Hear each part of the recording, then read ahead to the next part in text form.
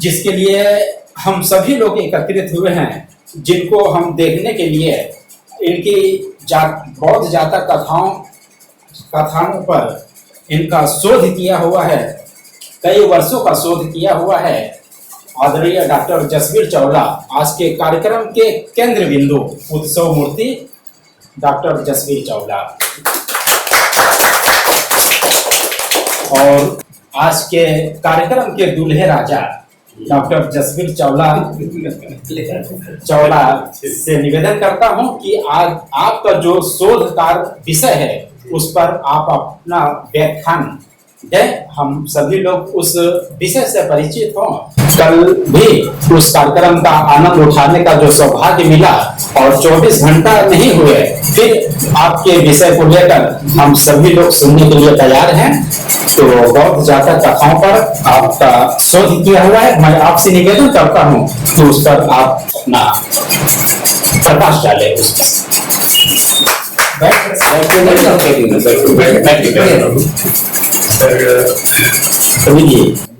ये जिसको कहते हैं ना कि भगवान बुद्ध की कृपा है, ऊपर से चल रही है, तो बात रस काव्य रस की है ना। और उसमें ये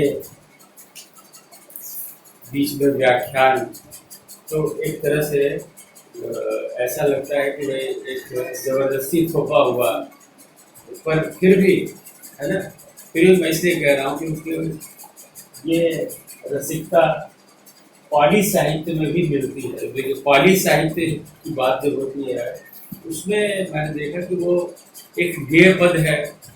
अब जातक कथाएं जब लिखी गई तो उसमें कविता भी है और गद्य भी है, पद्य और गद्य की मिली हुई रचना है।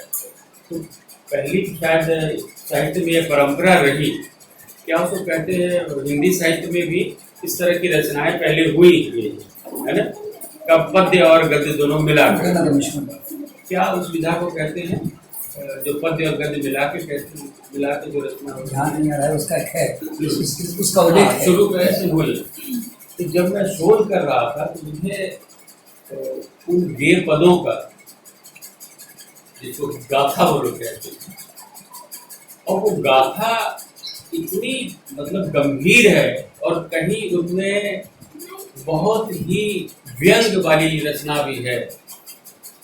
भगवान बुद्ध के व्यक्तित्व को जब देखते हैं वो बिल्कुल सरल व्यक्तित्व है, कहीं माने किसी को डांट फटकार रहे हो या जिससे किसी का मन आहत हो जाए, ऐसी कोई बात नहीं है। लेकिन जो गेय पद है उसमें कहीं बहुत तुष्टंज है, बहुत इतना व्यंग है उसमें कि आप हैरान हो जाएंगे कि भाई किस तरह से ये बात कैसे होगी भगवान बुद्ध। तो गेय पद की व्याख्या आपको हर जातक कथा में मिलेगी। 2 लाइन की दिया गई है तो नीचे उसको व्याख्या दी गई। लोक गाथा है, उसको लोक गाथा बाद में अगर मान लीजिए हिंदी साहित्य में ले लिया हो, लेकिन पाली साहित्य की जहाँ तक बात है उसको गाथा और लोक से इसलिए नहीं जोड़ रहे हैं कि गेय पद भगवान बुद्ध द्वारा बताते हैं कि ये उनके उच्चरित वाक्य है ना। जैसे धम्मपद की गाथाएं हैं, तो धम्मपद की जो गाथाएं हैं उनसे ये भिन्न है। धम्मपद की गाथाओं में आपको दर्शन मिलेगा है ना, लेकिन इसमें जो है इन गाथाओं में आपको कहानी के पुट मिलेंगे है ना। चरित्र का जो नाम है उसमें अभी मैं देख रहा था एक भोजा जानिए जातक। अब भोजा जानिए जातक के जो गाथा है उसमें भोजा जानिए अशोक का नाम है। उसका गाथा मैं नहीं बता पा, उसका अर्थ इस तरह बताता हूँ कि सैंधव घोड़ा अगर आहत भी है और एक करवट पर लेटा हुआ है, फिर भी वो अन्य घोड़ों से बेहतर, भोजा जानिए अन्य घोड़ों से बेहतर है। अब ये 2 लाइन की गाथा होगी।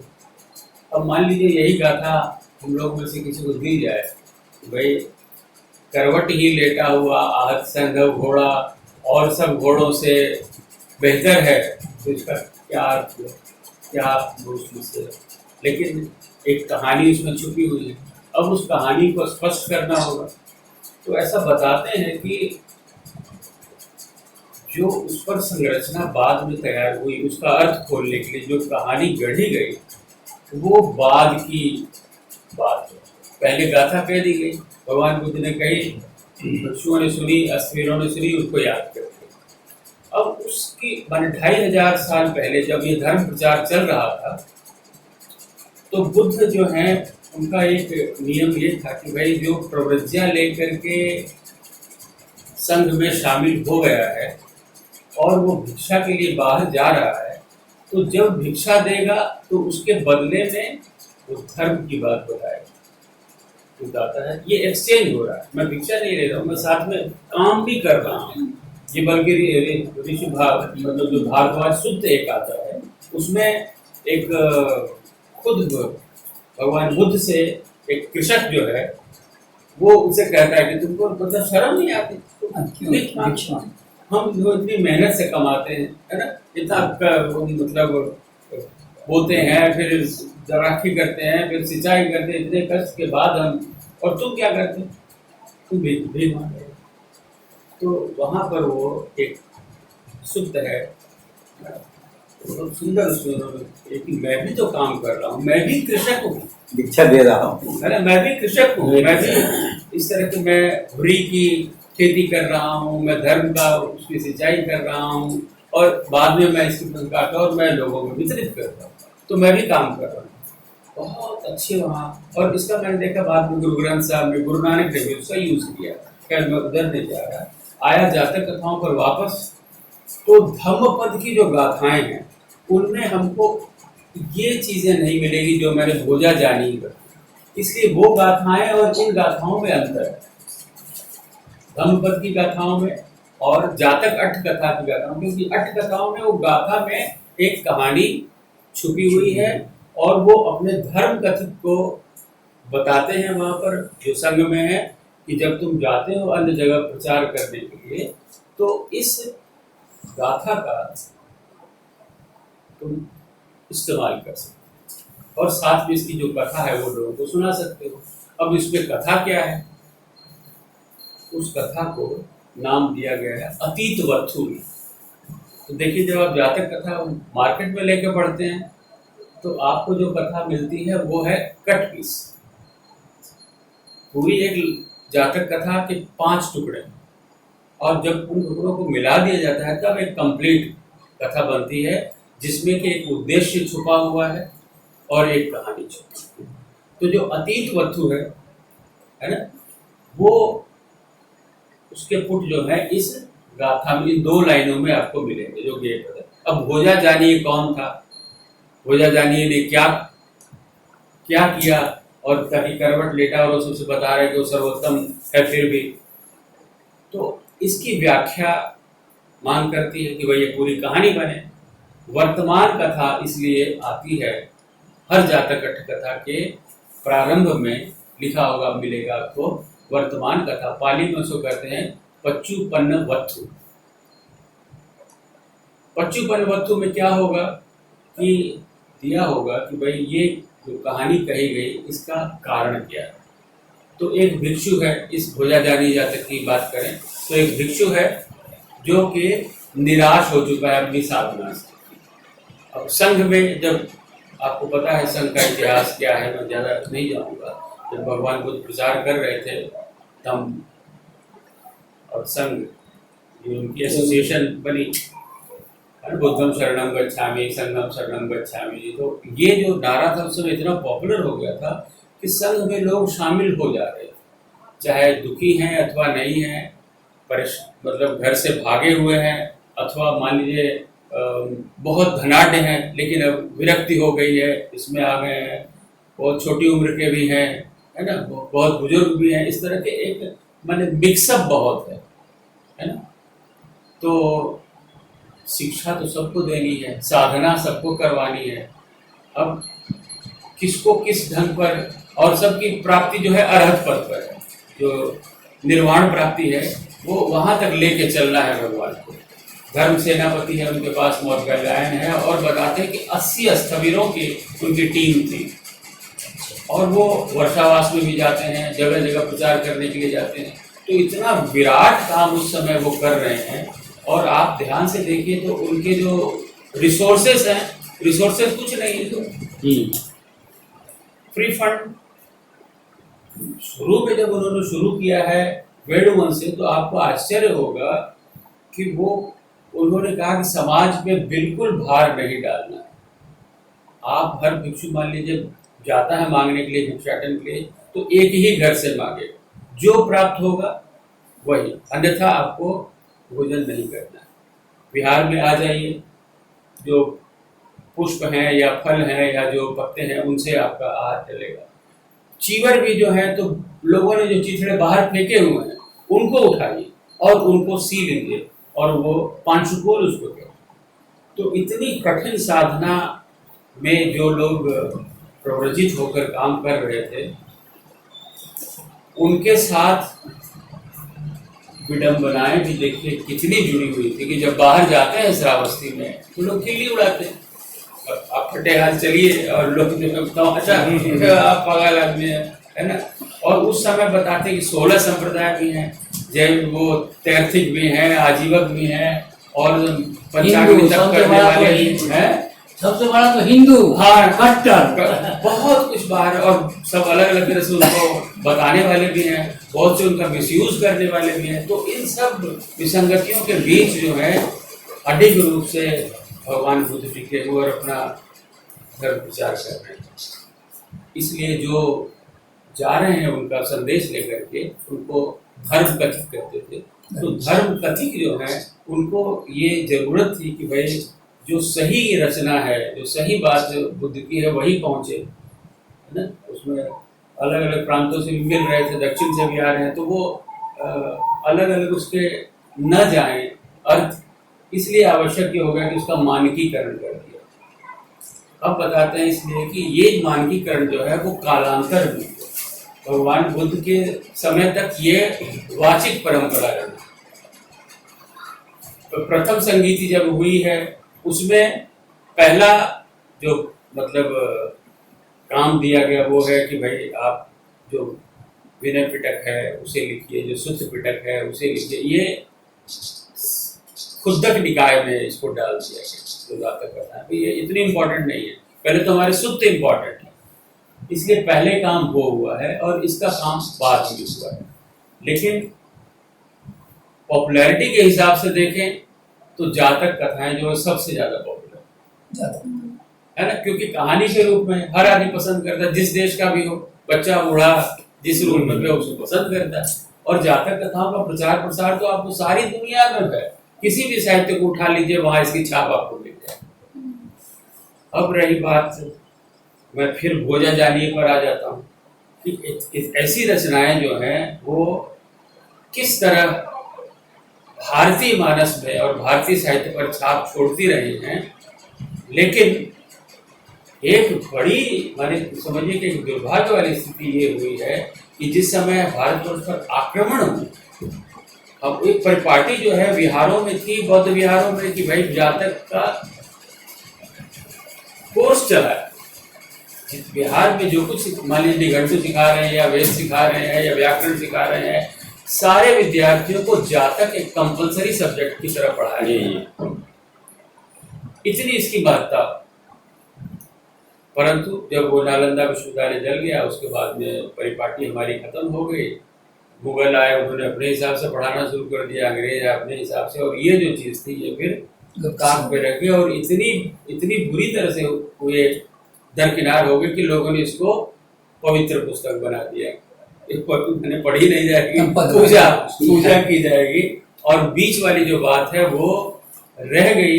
और जो कुछ बाहर के स्कॉलर्स और जिस तरह से कुछ हमारे यहाँ के हिंदू स्कॉलर्स, उन लोगों ने बता दिया कि ये जो है ये भगवान बुद्ध के पूर्व जन्म की कथाएं, एक उसके साथ ये जुड़ गया। अब वो बुद्ध जो है वो इतने जो कर्मवादी रहे, भगवान को जो मानते ही नहीं है ना, और उनको इस रंग से बोधिसत्व के रूप में पेश किया जाने लगा कि वो कभी सुअर के रूप में है, कभी हिरण के रूप में है, कभी पेड़ के रूप में, कथाओं में वो आता है।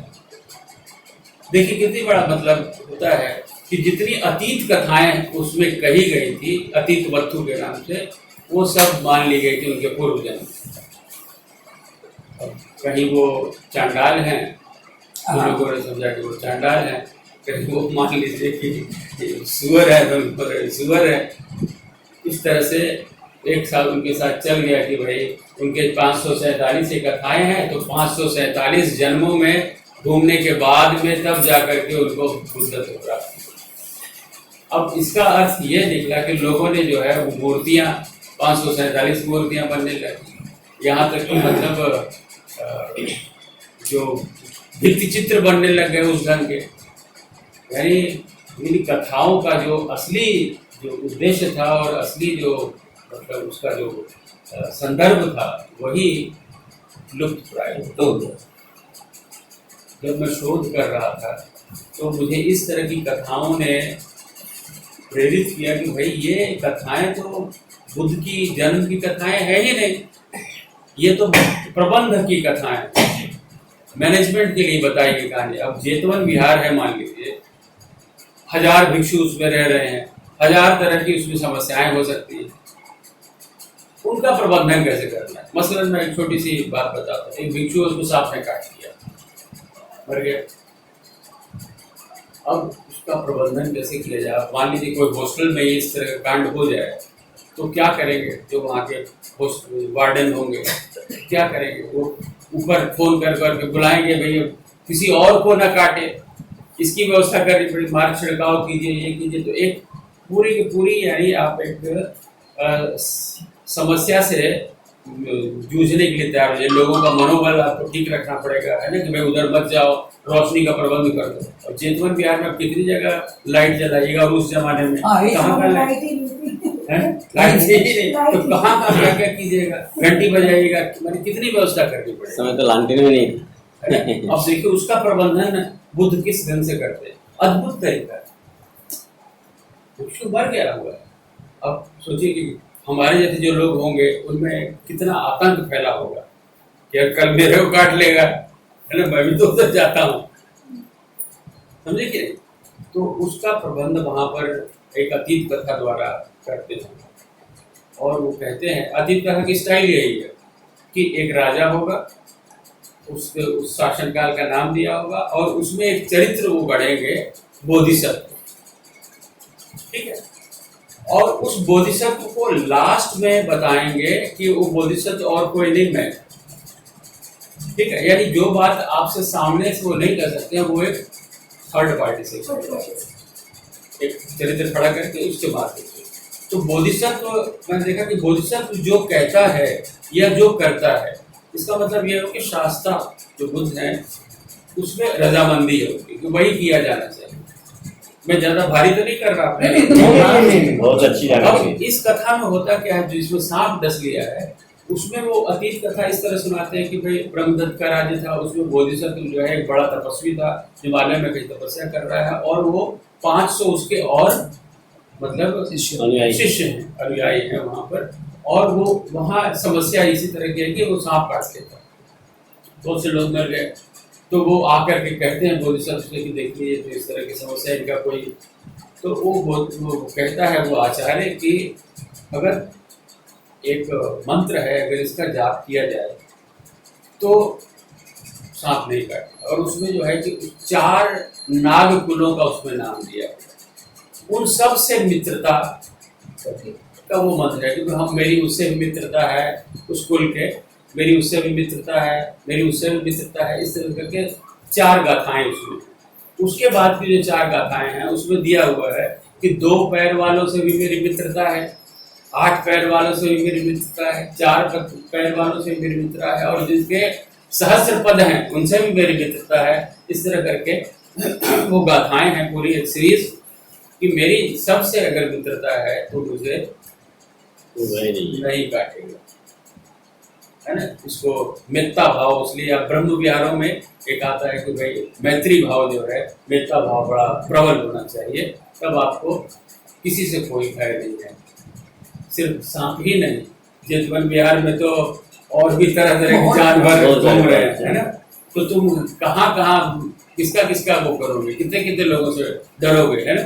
इसलिए अगर तुम ये वाला ये मित्रता भाव अगर रखते हो, यानी भिक्षुओं को बोधिसत्व के माध्यम से ये संदेश दिया जा रहा है कि अब तुम लोग जो हो गया, उसने चूंकि उसका मित्रता भाव नहीं था, उसमें डर की भावना थी, इसलिए सांप ने उसको काटा। अगर डर की भावना न हो, मित्रता भाव प्रबल हो, तो तुमको कोई भी जीव नहीं डसेगा या तुम्हारा कोई भी नुकसान नहीं पहुंचाएगा, चाहे वो सांप है या बाघ है या प्रेम का प्रेम और मित्रता जो हो, अगर तुम्हारे मन में प्रबल है तो तुमको किसी से कुछ डरने की बात नहीं।